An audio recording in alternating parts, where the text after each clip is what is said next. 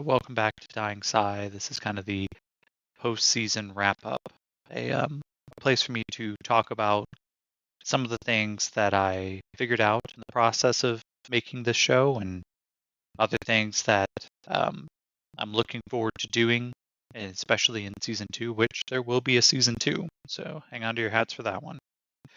But I thought it would be good to, one, give myself a week in between so I can spend some time putting together details on a character. And then two, just making sure that I can review my notes for what I feel like I did right, things that I want to improve on, things I just feel like I did completely wrong, and then how I want to keep moving forward with what is just really just a challenge for myself. So to start, I guess talking a little bit about the process of how I did a solo GM-less role-playing game show. Some people I know may be interested in this. A little bit of behind the scenes, not that there's too much magic in it. Obviously, any tabletop role playing game has to rely on imagination somewhere. Imagination in a solo game, obviously, kind of like traveling by yourself, you get to pick which restaurant you want to go to without asking any questions. But when you are trying to build and put kind of like flesh on the bones of a world that you're actively running through, where you care about your character and the state of the world, you need something to kind of inject a little bit of either seeds for strong imagination or a little bit of that randomness, the chaos that naturally pursues in a game. Um, as both a DM and as a player, sometimes these things can be a little bit difficult to kind of master because as a DM, I usually build out, the framework of a world, the cardboard box for the cats to play in, right? And I decorate the inside of the box and the outside of the box, and I hope they find secret bits and pieces. But sometimes they will, sometimes they won't. Sometimes they just want to go play in an entirely different cardboard box, and you just kind of roll with it. And that to me looks like putting together plot hooks and stories, components that I find may be interesting, but not putting enough flesh onto them until I know that the kind of plot hook catches their interest, and then giving myself enough wiggle room to keep it interesting by adapting to the changes as the players put into it. That's all well and good, but if I'm just GMing for 0 players and there's nobody adding the randomness to the cardboard box. So there, I want to be able to randomize some events. I don't want to always make every single choice for every single NPC. Instead, I want to get kind of seeds, some kernels that can pull and flesh out these threads of ideas and then just move forward with them as the situation arises. So it requires a lot of flexibility. It definitely requires kind of the improvisation. But that's something that just as a GM, you end up having to learn regardless. Now, the other side of it is, of course, in a solo game, as you come up with ideas, or as I come up with ideas, sometimes there's a threat that if this was a player-driven game, that I'd be railroading. But of course, here I'm just railroading myself. So then that's also where a lot of the different rule sets and using something like the Game Master's emulator by Mythic and Wordsmith Games, or Wordmill Games, sorry, becomes absolutely critical because now even if I start to railroad the inherent rules that are built in, then it's just easier to add that chaos, add that randomness and that threshold to figure out where and why something new may be injected. The way that that's done is through, and you've heard me talk about it, the chaos factor. The chaos factor is just in the Game Master emulator, it's a scale of 1 to 9. It starts off at 5 at the beginning of the game. That's what the recommendation is. It could start off lower or higher depending on the type of game you're trying to run. But it effectively determines two major components. If you treat your game like a television show, and we're so accustomed in TV that the characters walk into a room and that's where we interrupt them. That's where we as the audience are now watching them. And the scene plays out. Well, at the start of that scene, we may have an idea for what's going to happen, but in truly exciting shows and those things that keep our interest, our our ideas are subverted. And so the chaos factor, it's a numeric evaluation to see how often is it going to drift off of our expectations. So you'll hear me say, a chaos factor of 6, a chaos factor of 4. Very rarely did it ever get down to 4.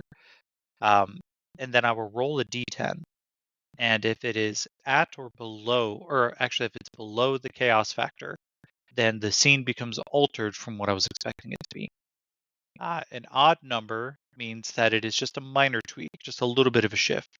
An even number, and it is a complete interrupt. It's a change into the scene entirely. Something comes before the scene I was expecting. So that could be, doing like if I'm doing kind of a private eye, 1930s Maltese Falcon kind of scene, and this is one of the examples they give. You roll for the chaos factor. Maybe you're coming out of an apartment that you just went to go look for clues, and your expectation is you're going to hail a cab and go across town to go back to the office to, await further instructions. Well, maybe when you roll that interrupt scene, instead, Tommy Two Knuckles is waiting for you downstairs. And so there's a real chance, like the threat becomes that you may get beaten up by some mobster. But an altered scene is, you get across town, but there's somebody waiting for you in the office. So it's the idea the scene before you leave is interrupted, or the scene as you're running it is changed. But there's multiple ways to interpret it. And one of the reasons that I chose the Mythic GME was because it allows just enough kernels and threads to kind of keep those ideas interesting. And just sometimes it's almost like reading tea leaves, right? You'll hear me roll, and in the last game, it was like good bureaucracy or something. Like, what the fuck does that mean?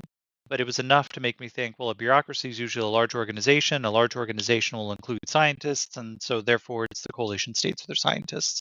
The other side of the chaos factor, though, is whenever I ask a fake question, the chaos factor shifts the likelihood that the question is going to be answered yes more and more the higher the chaos is.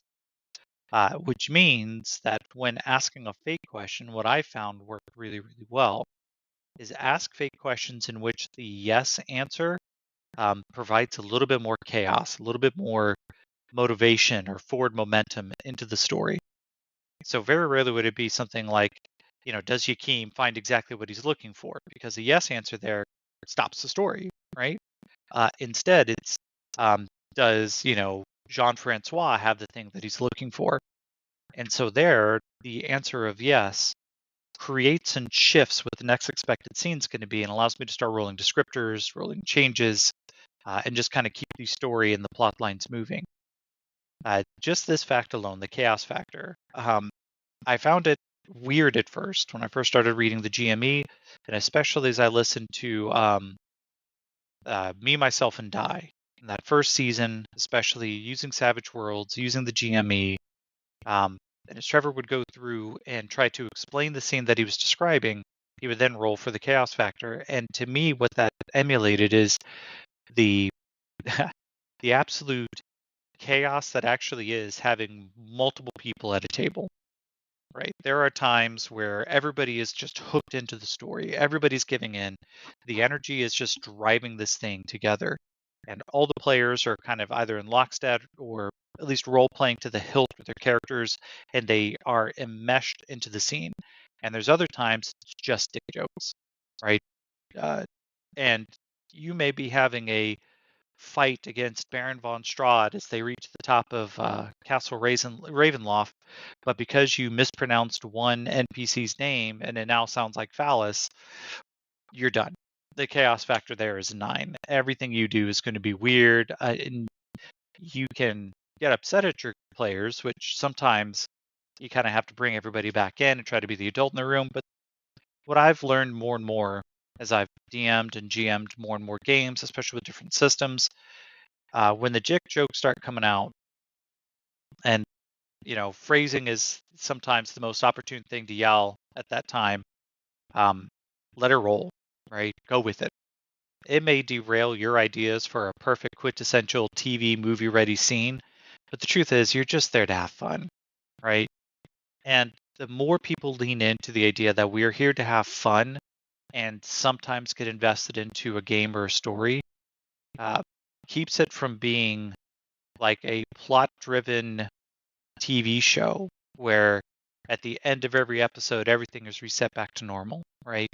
Versus, real life throws in chaos. It throws in pain and heartache. Um, but the only way to counterbalance that is to have humor and love. So this kind of leads into why I also prefer the Savage Worlds games. Not that I have anything else. I don't have anything against any other systems. If you're part of the RPG scene, then you know Hasbro and the OGL issues with D&D, and that did motivate me to branch out and start pushing for more and more campaigns instead of just one shots to get away from D&D.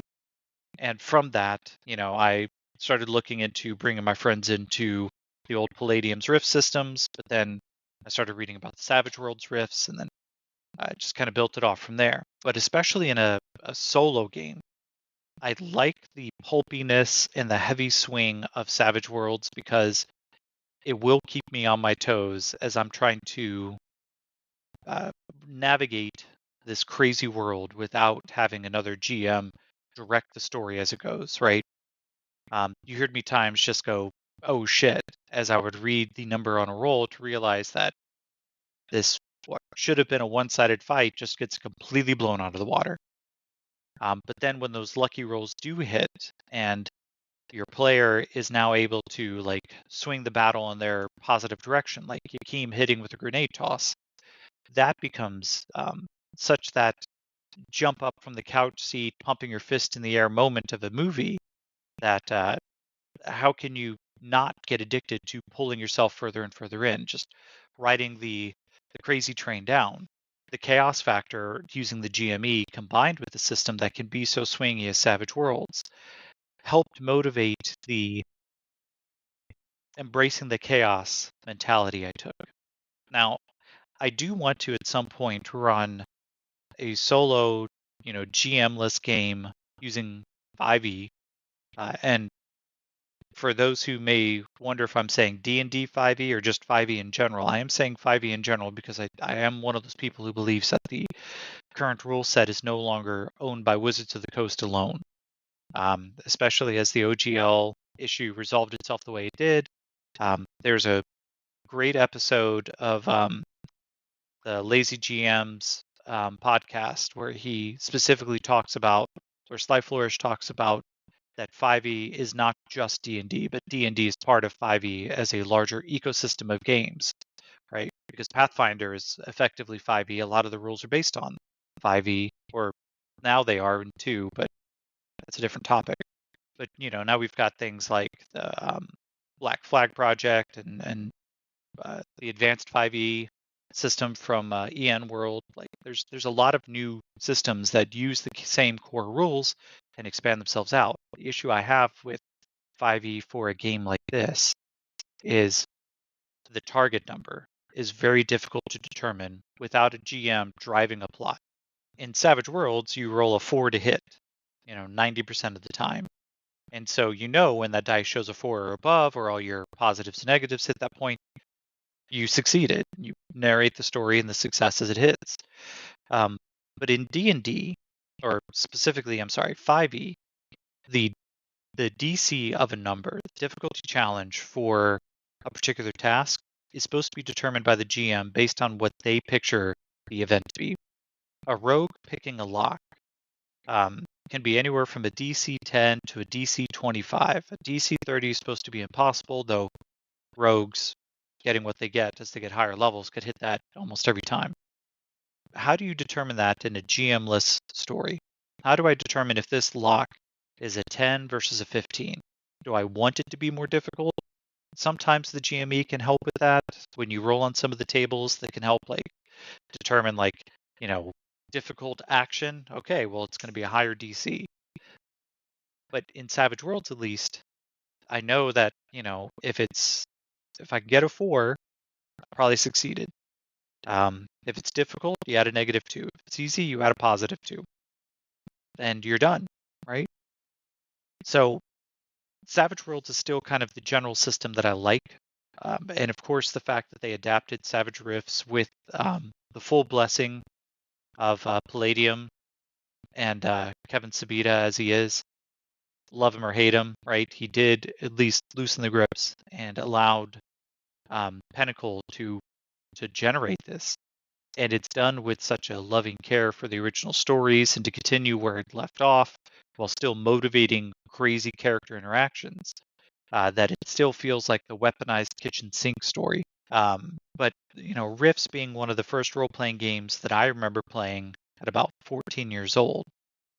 The enticing cover, which is perfect for 14-year-old boys, but also then the story. This you can have anything you want occur in the story. Do you want to run a fantasy dungeon, but using high-powered mech suits? This is your tool. This is your system. Across the ocean, political intrigue. Surprisingly, Rifts does that halfway decently. It is still combat, monster, horror driven, but that horror can drive a story. But you need, at some point, that kernel of event that's going to occur. And so the chaos factor in GME, and then also trying to use the various tables to help write those descriptions. Those became skills that I feel in the beginning I tripped over a lot. As I was saying, having that kernel to help drive some of those crazy stories is a lot easier. And so some of the things that I had to learn early on was how to use all the various tables.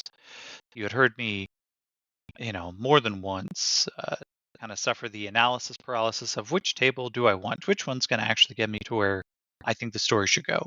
And that became difficult, right? I had a hard time managing that myself. The fortunate thing was that one of the other lessons that I took for myself is go with what's comfortable.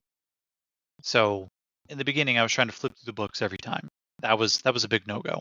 I eventually printed out the tables, bound them, notated where certain tables that I went to constantly were at the top, and that helped drive it a lot further along. Eventually, I moved to using a virtual tabletop with Foundry because the Foundry module for the GME has all the tables built in and would automatically roll. Now, as a solo player, there is still something visceral about holding dice. I love the dice that I own. I've owned at least one set for years. These dice are 30 years old. But that actually throwing dice, hearing them rattle, seeing them fall, and then calculating up the number drives that story to kind of keep myself moving forward. Like, don't get caught up in which table to roll, just roll dice first and then interpret it afterwards. And that was an important lesson to learn in solo role playing too. And that is keep the story of it driving forward. As a DM, a lot of what the energy I put in is to help motivate the players to help drive the conversation, the topics, and the decisions that they want to do forward. And you do that, or at least I do that, by trying to paint partially incomplete pictures so that way they feel, well, what is this over here? He described this, and I want to drive towards that because that sounded interesting.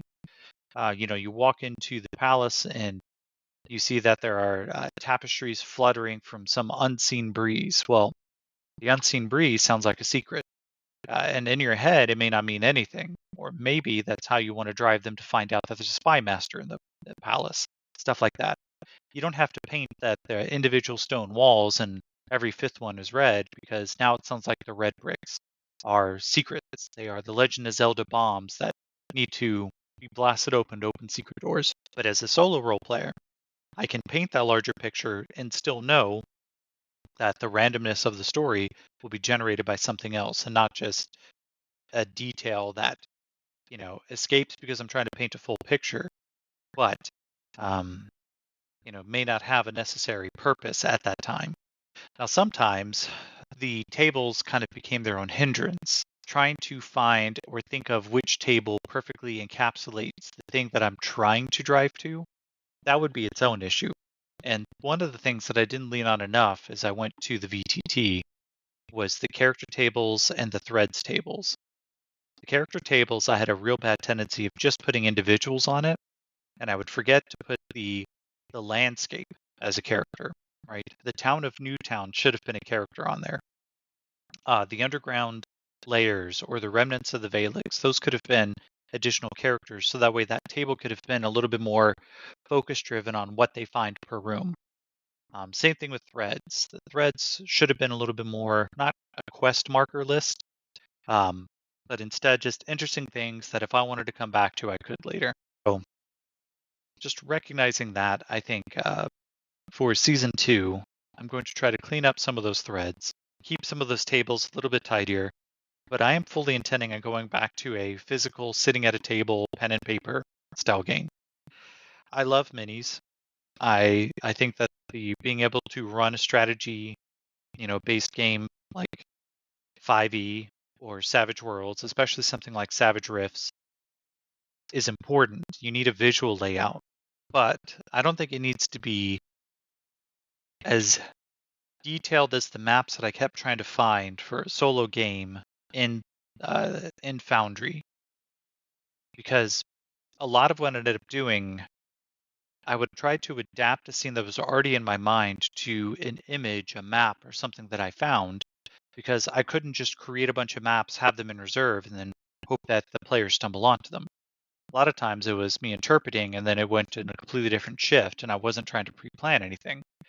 So instead, having a good old dry erase board, random pieces of terrain that can just be tossed out and left where they lie, and that's just the arrangement, um, or things that allow me to lean into the chaos that comes up from a GM list system versus the precise measured nature of a VTT, because sometimes we just get caught up in the wrong details.